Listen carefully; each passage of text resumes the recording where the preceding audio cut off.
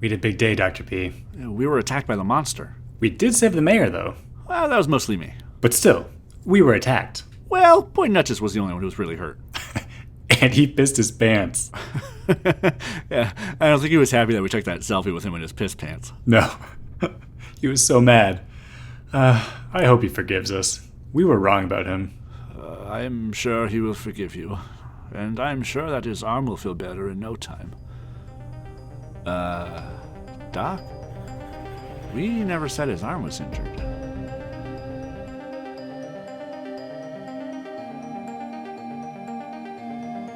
Hi, I'm Matthew Miner. And I'm Stephen Holmes. And this is Corntown, an investigative journalism podcast brought to you by the S&M Experience.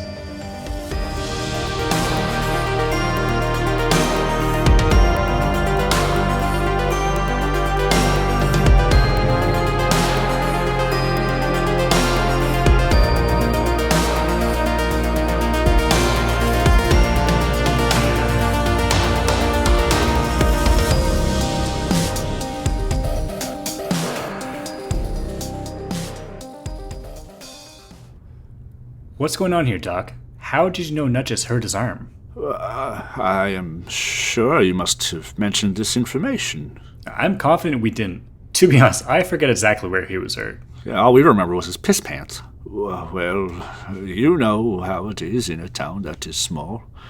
News travels in a rapid fashion.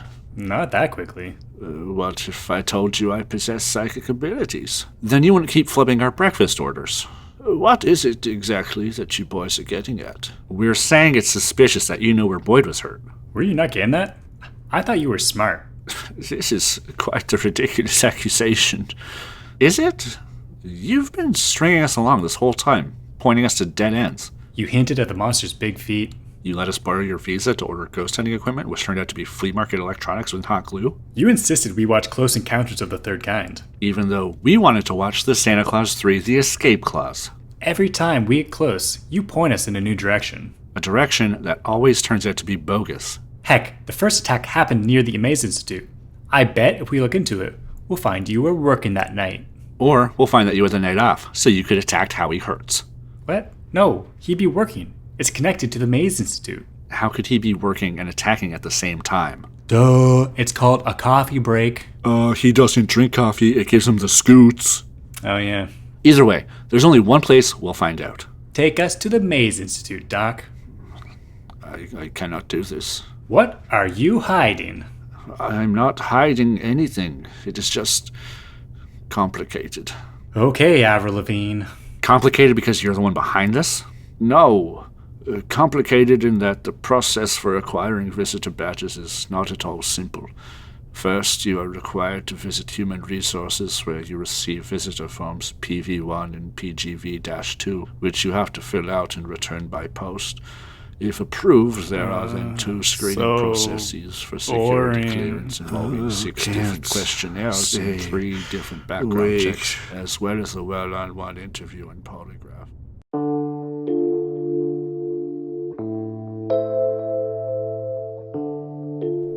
At this point, we fell asleep.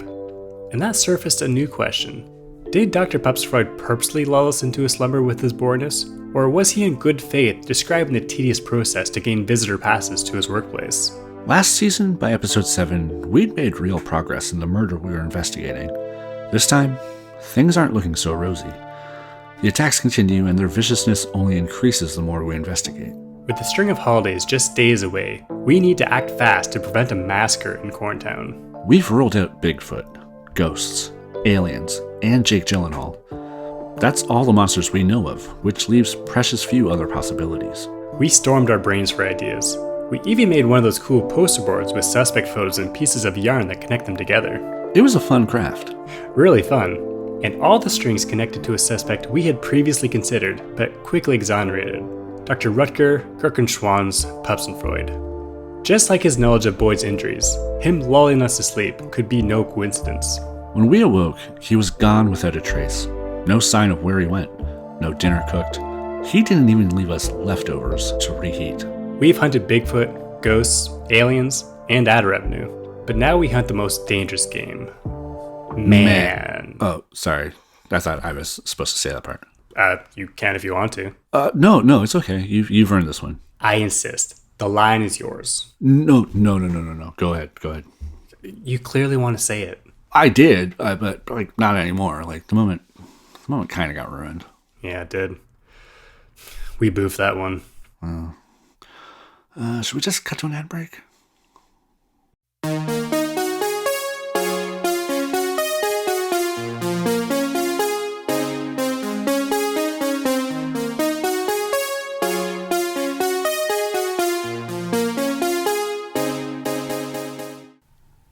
This episode of Corntown is brought to you in part by Dr. Morg's Sneaky Tiki Bar.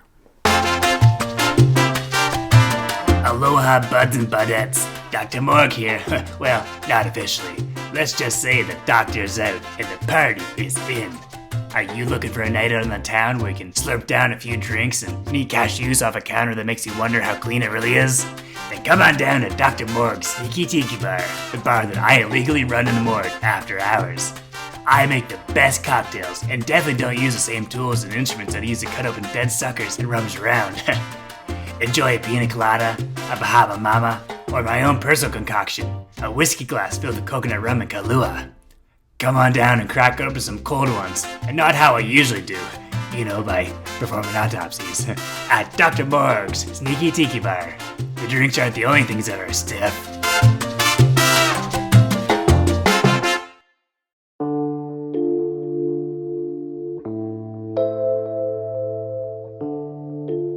We were renewed in our belief that our friend, Dr. Pupsenfreud, is responsible for the attacks plaguing Corntown. But even though we've been staying with him, and the fact that he considers us his best friends, we actually know very little about the man. We decided to speak with the townsfolk to see what information we could glean, and maybe uncover clues to where we might find him.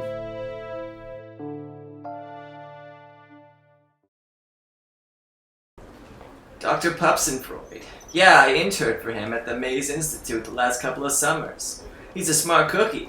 He showed me how to use the Bunsen burner to cook my KD. Before that, I was eating the uncooked noodles and snorting the sauce powder. Changed my life.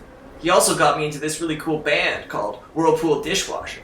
My name is Renda Haversham, broker, listing agent, amateur spoon whittler.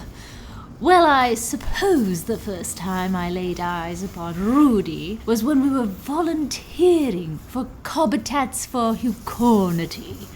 That's a charity program in which we build corn stands for underprivileged farmers in faraway places like Scarborough.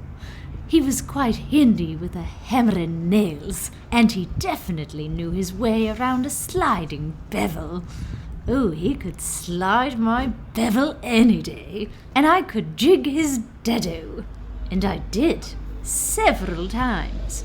Oh, how I hark back to those sultry Scarborough nights. Of course, that all changed when he met Sheila, and I got into smoking crack rock. Oh, Scarborough, a true Renaissance town! Old Dr. Pupsenfreud, yeah. He's been at the Mays Institute since it became operational. Well, except for last fall. Well, what happened last fall? He took a sabbatical. Yeah, he spent a lot of that time helping his friend Justin Dobie. Justin Dobie? He was friends with Justin Dobie? Ever since they were boys. Pupsenfreud was helping Dobie with his mayoral campaign. I remember he was awfully disappointed when Justin didn't win. So Dobie loses the race and walks into oblivion, and his best friend, Dr. Peace, seeks revenge. More like best fiend. Stellar wordplay, Matt. Thanks. Looks like this was connected to the mayor race after all. And it looks like we found our motive. We have to find him. I'll bring the car round. What are you doing later? Me? Probably sleeping. Sounds lonely. Maybe instead you'd like to help me with some paperwork. I really wouldn't. I'm really afraid of getting paper cuts, and that sounds like Paper Cut City.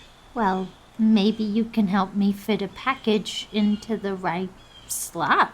That sounds like a one-person job. Oh, yeah. I guess it is. Do you want to bang again when I'm done all that work? Of course!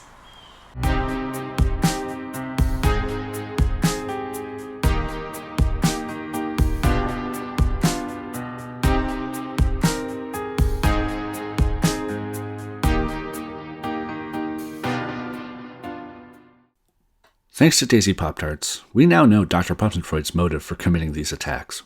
His best friend, Justin Dobie, was humiliated by the town that rejected him and voted yet another adorable animal into the mayor's office.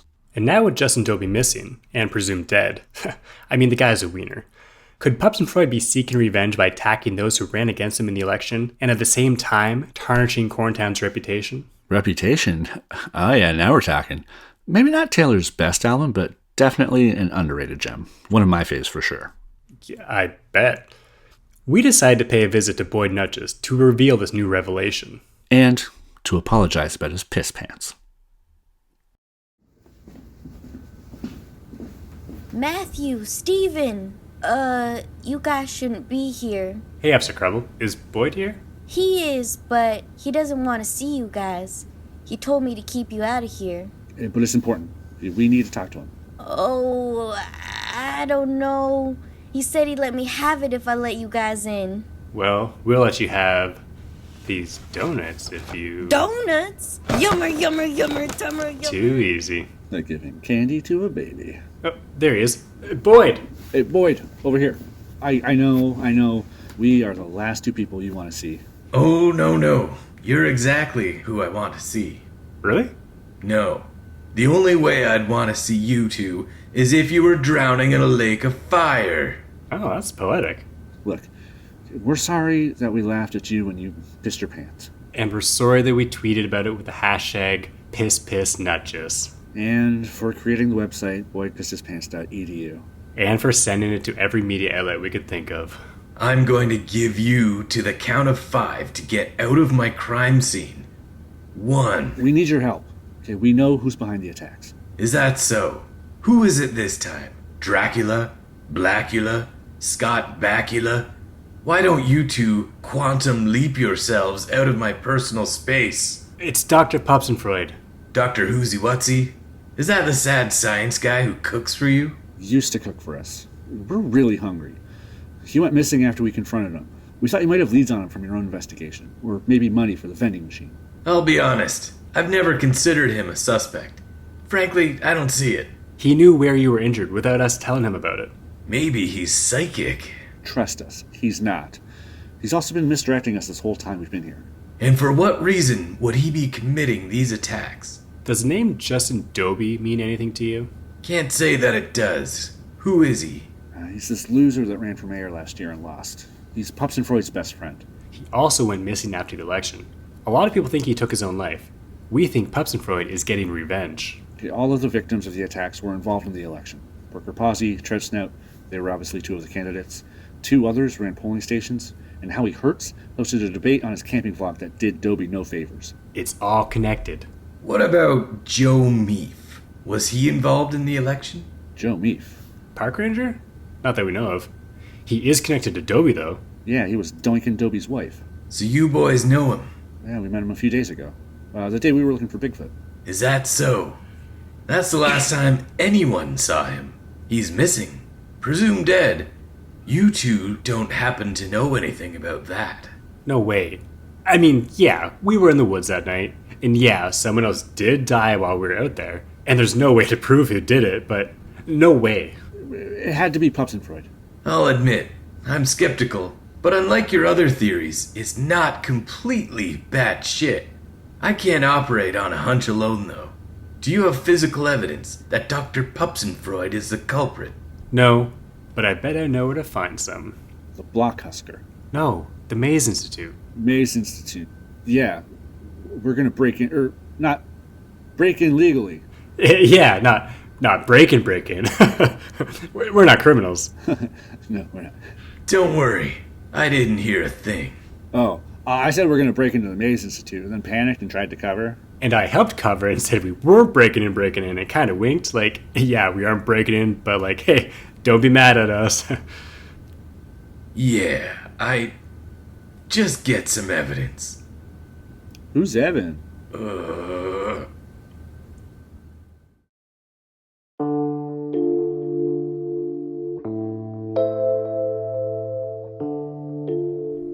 Infiltrating the Maze Institute would be no easy feat.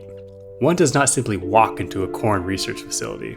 We're talking 12-foot walls, razor wire, guards with automatic weapons, hallways with intricate laser sensors. Corntown takes corn seriously. If we're going to do this, we're going to need to get crafty. A trip to the town records office and a Corn Hub gift card got us copies of the Maze Institute's blueprints. With those, we found a small access tunnel that runs under the fence on the east side of the building. We had a way onto the property, but now we needed a way inside the building. State-of-the-art security cameras monitor every inch of the property, all except one camera that has an easy-to-exploit blind spot. A statue of Children of the Corn author Stephen King blocks just enough of the view from this camera, allowing us to slip in undetected through an air vent grate. We memorized the maze of exhaust vents and traced a path to the inner labs where Pups and Freud works. Our time spent in an Albanian contortionist collective has never come in more handy. We silently dropped to the linoleum, and we were in. Now we faced a new challenge. 2 enormous armored guard bears. We told you, they take their corn seriously. Luckily, I never leave home without a bologna sandwich and a couple fistfuls of sleeping pills. We let those grizzlies chow down and soon they were sawing logs. Easy peasy. We're close. One last stretch of corridors and we'd be at Pups and Freud's lab. An assortment of side view mirrors stolen off cars in the parking lot took care of the laser grid, and a few well-timed dance moves helped us avoid being spotted in the remaining cameras. Now the only obstacle standing in our way is a state-of-the-art lock with a combo keypad and a handprint and ocular scanner. A lock like this can't be picked or hacked unless you're the guy who built it. Luckily, I happened to meet the guy who did build this and saved his life while he was choking on a hot dog. Now he owes me a favor. One phone call and this lock was picked. Yes, Chair, it's totally legal. We're allowed to be in the building. My friend just left his baby in the room. I agree, he is a neglectful father. I'm sorry you had to deal with that too.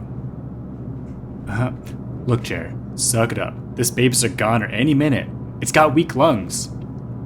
I don't know, it's a meth baby? Just open the door, please. Thanks, Chair. We're in.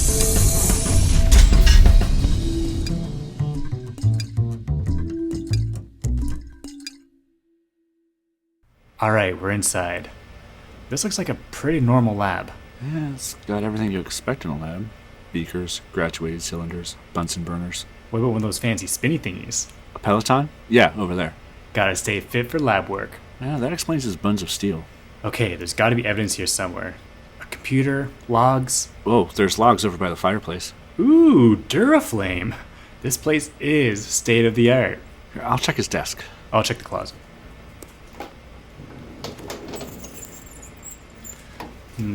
Lab coat, lab coat, lab coat. Whoa, what the hell is this? Dr. Pupsenfreud has a Chewbacca costume. That's weird. He seems more like a Trekkie. I don't think this would fit him. Not his buff, toned legs anyway. Matt, over here. I found someone. Sleeping on the job. These scientists are so lazy. Messy, too. Looks like he spilled strawberry jam all over his shirt. He's lying in a whole puddle of it. What a slob. Maybe he knows where we can find evidence. Hey, buddy. Looks like a deep sleeper. You really gotta shake him. Hey guy! Wake up! Is your neck supposed to bend that way? I wish. Wouldn't have had to get those ribs removed. Oh. What? Got that jam all over my hands.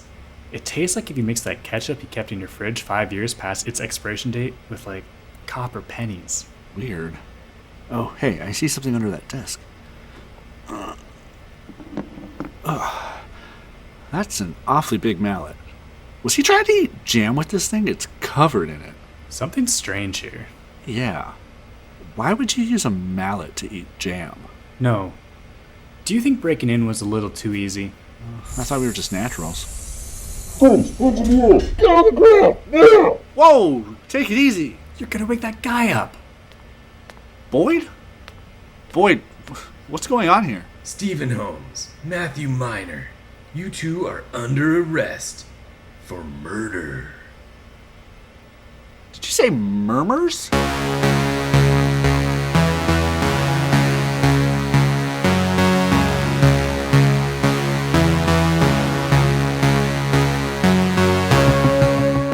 Next time on Corntown. Boyd, come on. This is crazy. We shouldn't be on trial. Oh man, this looks bad for us. I, like many of the fine folks in this town, have been duped. Steve, what are you doing? I'm sorry. This has been an S&M Experience production.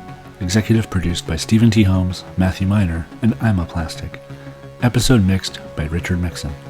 If you have any information about the attacks in Corntown, email us at the smexp@gmail.com.